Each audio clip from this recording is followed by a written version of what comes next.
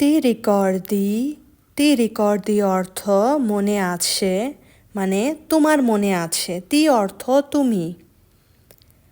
পরের প্রতিটি বাক্য তি রিকর্দি দিয়ে হবে, কারণ তোমার কি মনে আছে আমাকে, তোমাকে, তাকে এইভাবে যখন বলতে হয় কিভাবে বলবো সেটি দেখব এখন।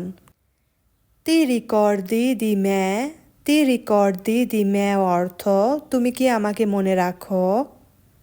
আমরা যেমন আমাদের পরিচিত ব্যক্তিকে বা আমাদের বন্ধু বান্ধবকে অনেকদিন পর দেখা হলে এইভাবে বলে থাকি, তুমি কি আমাকে মনে রেখেছো কি না।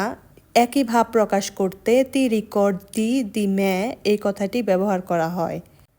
তি রিকর্দি দি নই তি রিকর্দি দি নই অর্থ তুমি কি আমাদের মনে রাখো। তি রিকর্দি দি লেই তি রিকর্দি দি লেই অর্থ তুমি কি তাকে মনে রাখো, মানে কোনো একটি মহিলাকে মনে আছে কি না সেটি জিজ্ঞেস করতে তি রিকর্দি দিলেই হবে।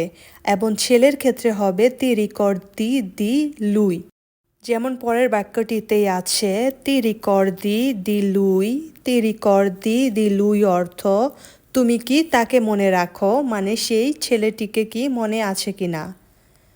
তি রিকর্দি দি কোয়েস্তো তি রিকর্দি দি কোয়েস্তো অর্থ তোমার কি এটা মনে আছে। তি রিকর্দি দি কোয়েল্লো তি রিকর্দি দি কোয়েল্লো অর্থ তোমার কি ওইটা মনে আছে। যখন এটার কথা বলবো তখন কোয়েস্তো, যখন ওইটার কথা বলবো তখন কোয়েল্লো। তি রিকর্দি পেরকে তি রিকর্দি পেরকে অর্থ তোমার কি মনে আছে কেন, মানে কোনো একটি ঘটনা ঘটেছে সেটা কি তোমার মনে আছে কি না। কেন ঘটেছে এটি জানতে চাওয়ার জন্য তি রিকর্দি পেরকে এটা ব্যবহার করা হয়।